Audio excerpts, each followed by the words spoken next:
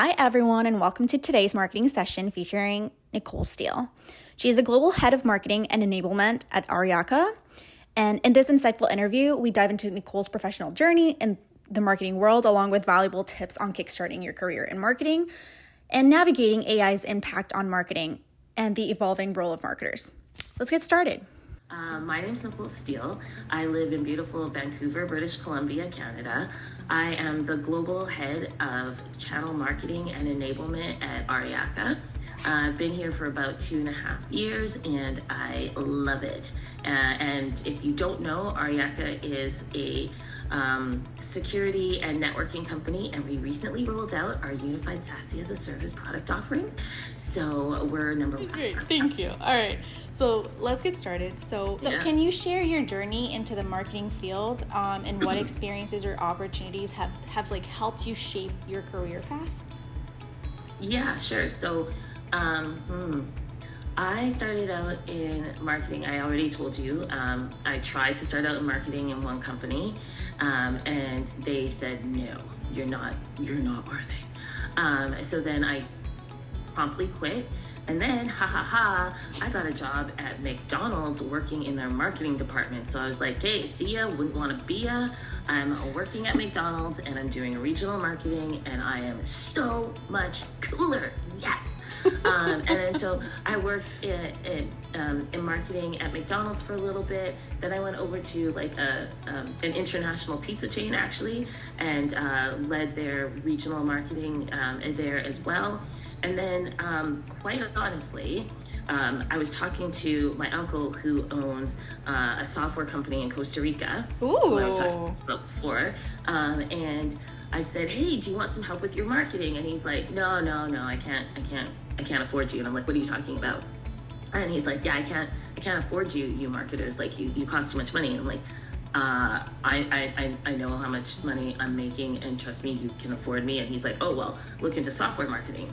And so I did look into software marketing, and I was like, I need to make the move to software marketing. Okay. So I started that's actually when I really started doing networking and totally understood the importance of networking. So back at that time, it was a lot of like face-to-face stuff, and I was doing it very locally here in the Vancouver market. And I met this gentleman by the name of Rob King, and he was the senior vice president of marketing for this company called Sage Software, which is like a huge international company.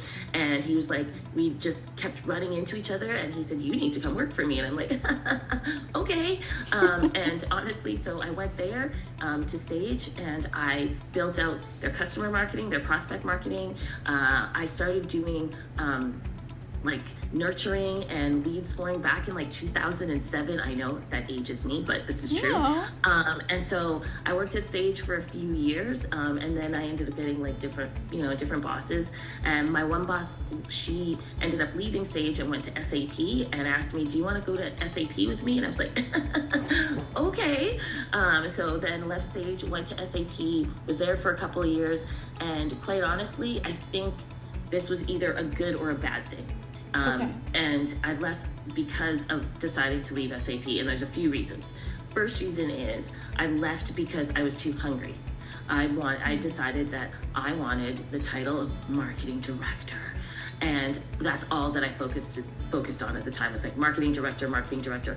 I didn't like what I didn't think about at that time was, okay, I'm gonna leave this huge organization. I could have grown within the organization, but I wanted to rush it. So that was a learning for me, is next time don't rush it, Nicole. Like there was a lot of opportunity to move around into different roles within marketing there and truly build out my skill set. But instead I decided that I was going to leave SAP and work with a startup, and that did not work for me. And so quite honestly, for like the next 3 years, I kind of fumbled around moving from like company to company and really just trying to find myself. And then I landed up at Click. And at Click, I worked there for a number of years. I had a couple of bosses and they were really great, but there's this one gentleman, his name is Joe Gabriel, and I haven't worked at Click, I think, since 2019, and I still talk with Joe, not talk, we text. I don't know, like every few months, because he truly took me under his wing and encouraged me to once again, start doing more networking. Nicole, you're not always going to be here for the rest of your life. You need to meet other people that are out there in the world. Yeah.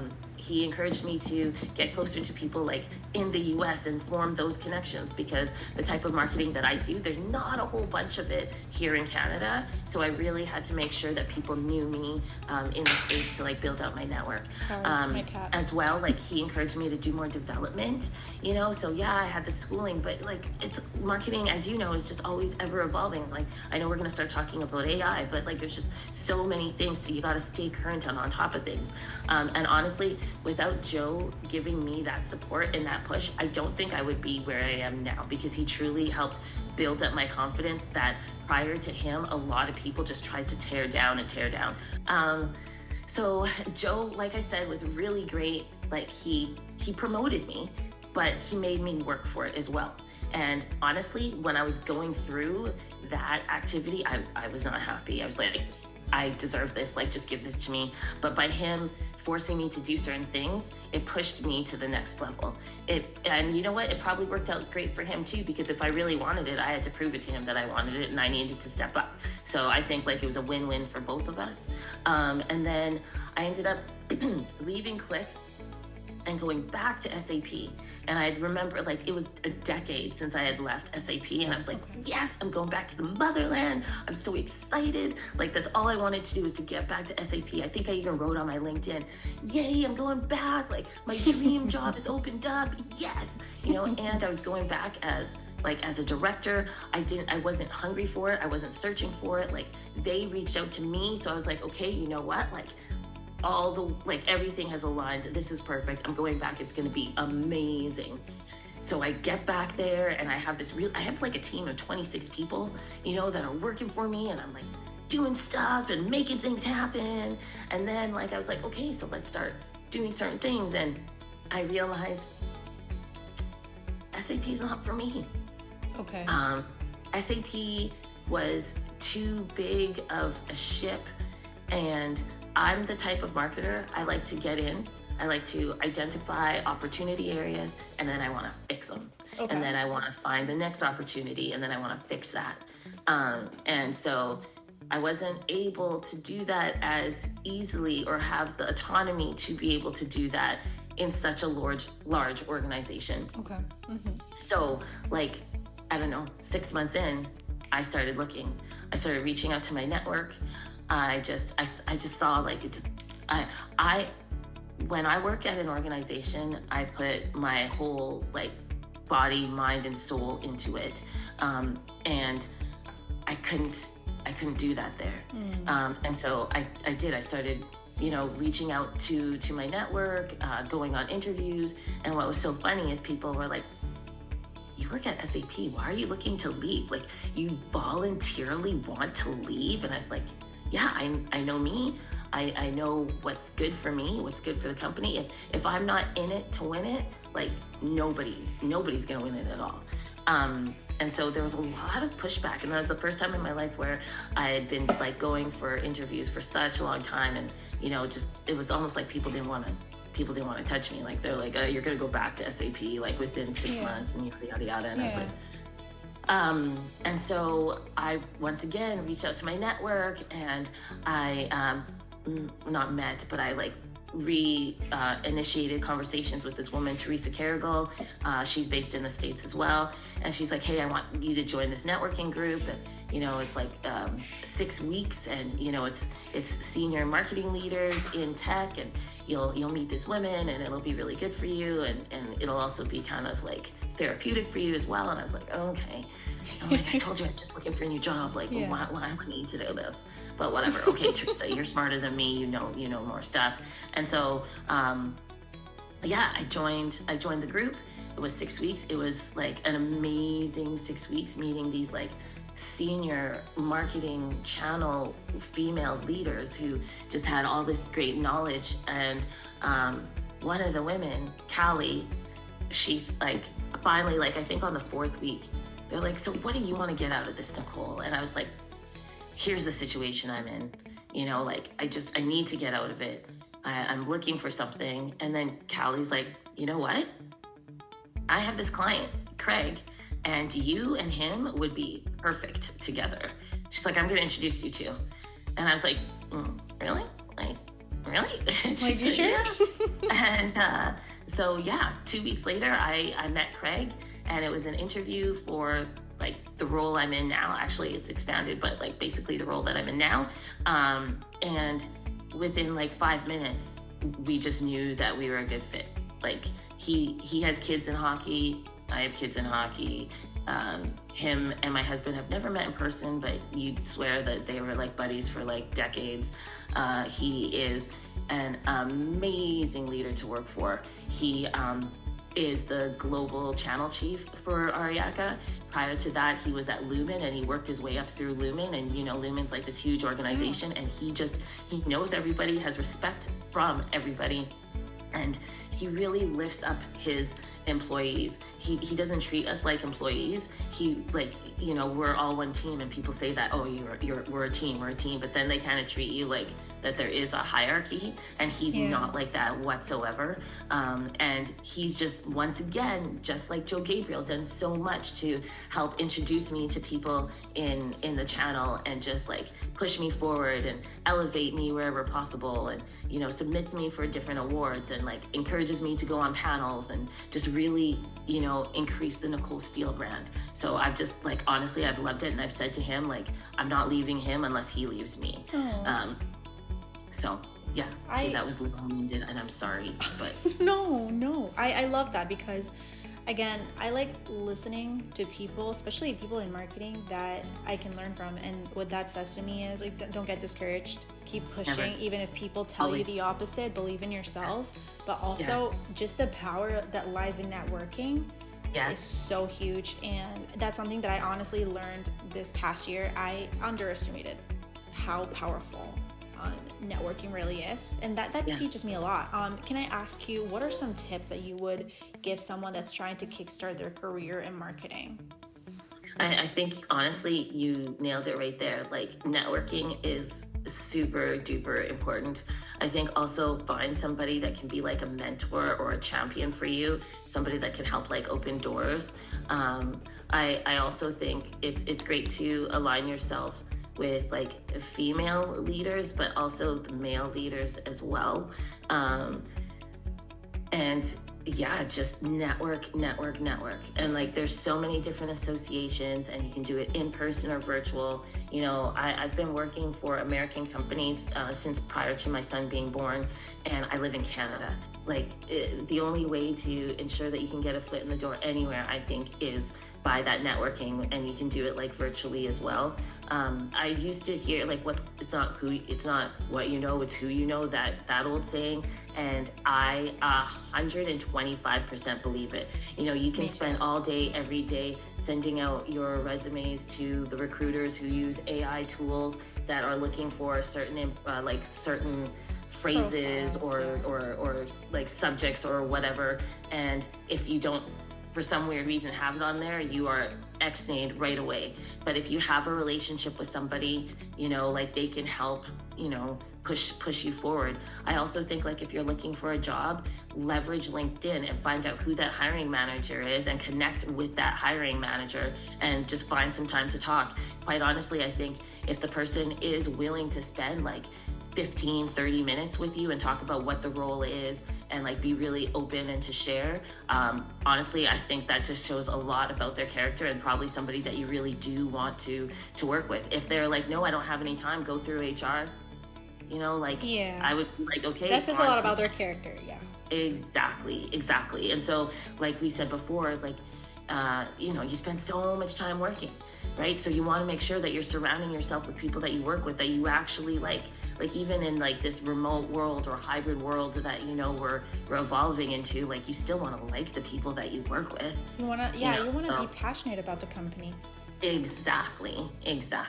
So, yeah. All right, thank you. I'm definitely going to take that into consideration.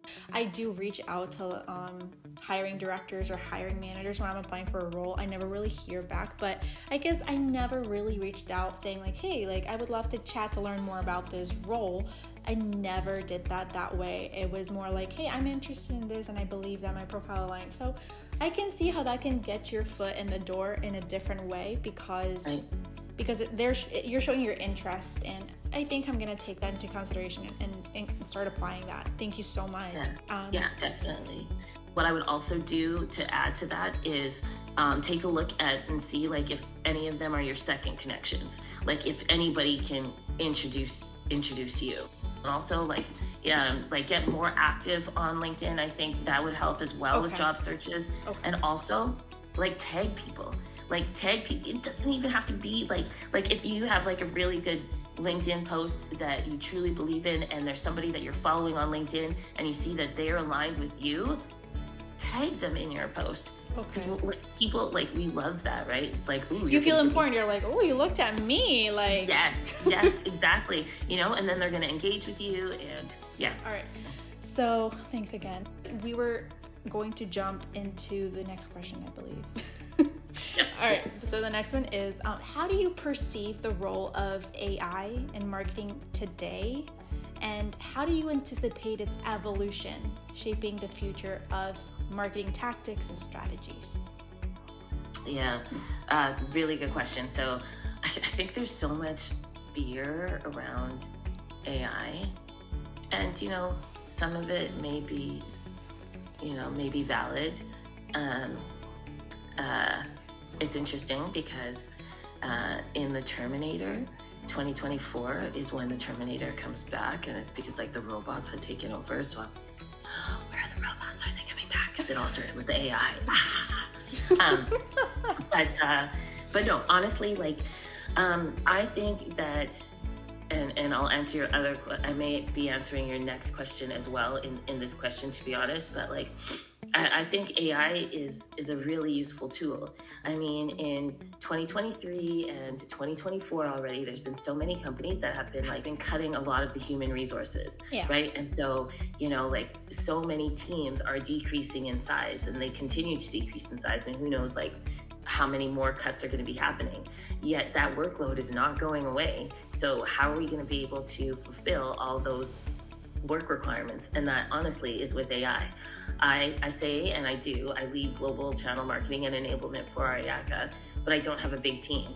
I know I mentioned at SAP I had a team of 26. Well, I have a team of 2 that reported to me now, and myself. So I'm one of those directors that is not like, I'm going to sit back in my chair and I'm not going to do anything. Like, I'm in there rolling up my sleeves, getting the work done too, because I'm responsible for not just the Americas, but Americas, EMEA, and APAC.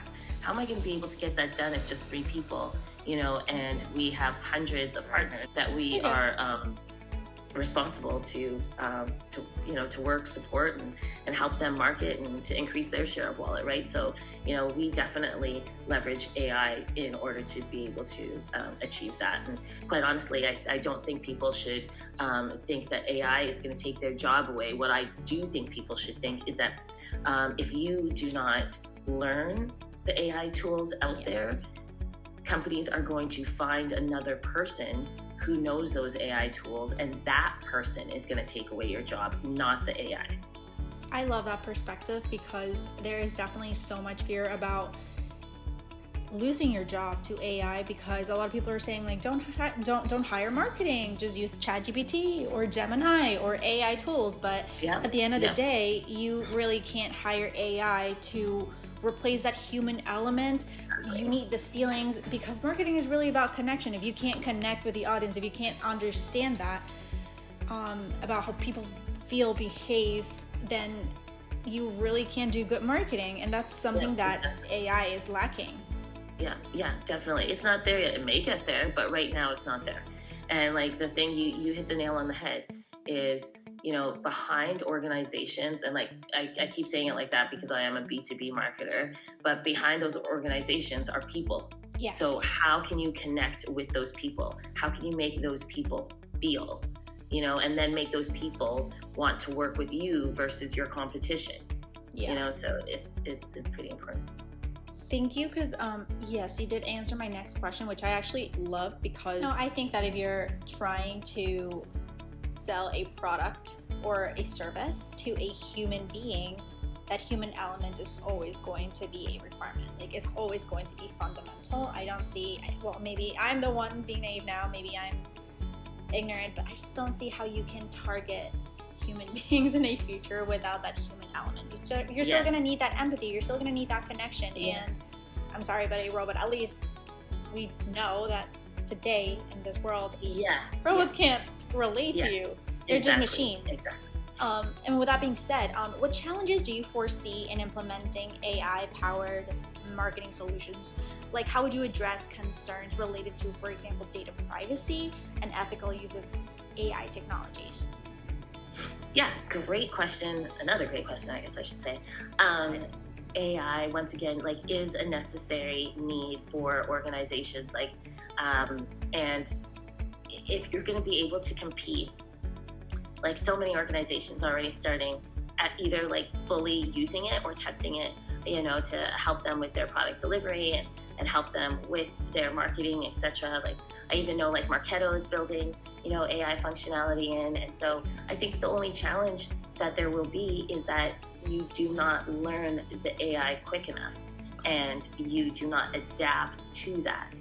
Because I feel that there's always going to be all these requests, and, you know, work is so much faster now, and the workload is so much bigger, and the resources are so much less, that you need that AI. And if you don't leverage it, you're going to be left behind.